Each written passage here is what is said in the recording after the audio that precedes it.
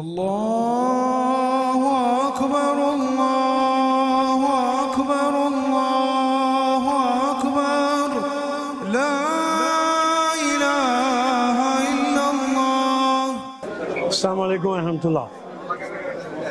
പുണ്യ റമളാൻ രാവുകൾ അവസാനിച്ചുകൊണ്ടിരിക്കുകയാണ്. ഓരോ പുണ്യപ്രവർത്തനങ്ങൾക്കും 10 മടങ്ങ് പ്രതിഫലം ലഭ്യമാകുന്ന ദിനരാത്രങ്ങളിലൂടെയാണ് നമ്മൾ കടന്നു പോകുന്നത്. അള്ളാഹുവിൻ്റെ പ്രീതിക്ക് വേണ്ടി സർവവും ത്യജിക്കാനും സഹനവും ക്ഷമയും കൈക്കൊള്ളാനും നമ്മെ പഠിപ്പിക്കുന്ന ദിനരാത്രങ്ങളാണ് കഴിഞ്ഞു പോയത്. റമളാൻ കൊണ്ട് ഉദ്ദേശിക്കുന്നത് ആത്മസംസ്കരണമാണ്.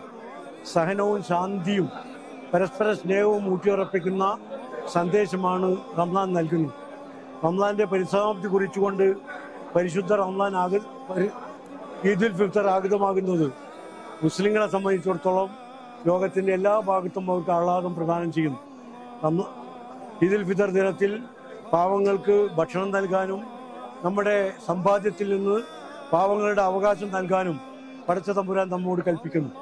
അത്തരം കൽപ്പനകൾ പൂർണ്ണമായും നിറവേറ്റാനും ഈദുൽ ഫിത്തറിൻ്റെ ആഹ്ലാദാവസരങ്ങളിൽ ഒരുമിച്ച് പങ്കുചേരാനും ലോകത്തിൻ്റെ വിവിധ ഭാഗങ്ങളിൽ പ്രയാസങ്ങളും പീഡനങ്ങളും അനുഭവിക്കുന്ന മുസ്ലിം ഉമ്മത്തടക്കമുള്ള ആളുകളുടെ പ്രയാസങ്ങൾ മാറാനുമുള്ള പ്രാർത്ഥനകൾ കൊണ്ട് മുഖരിതമാകട്ടെ ഈ റമളാനിൻ്റെ ദിനരാത്രങ്ങളും തുറന്നു വരുന്ന ഈദുൽ ഫിത്തറും എന്ന് ആശംസിക്കുന്നു.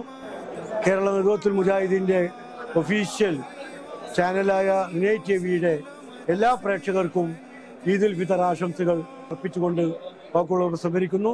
അസ്സലാമു അലൈക്കും വറഹ്മത്തുള്ളാഹി.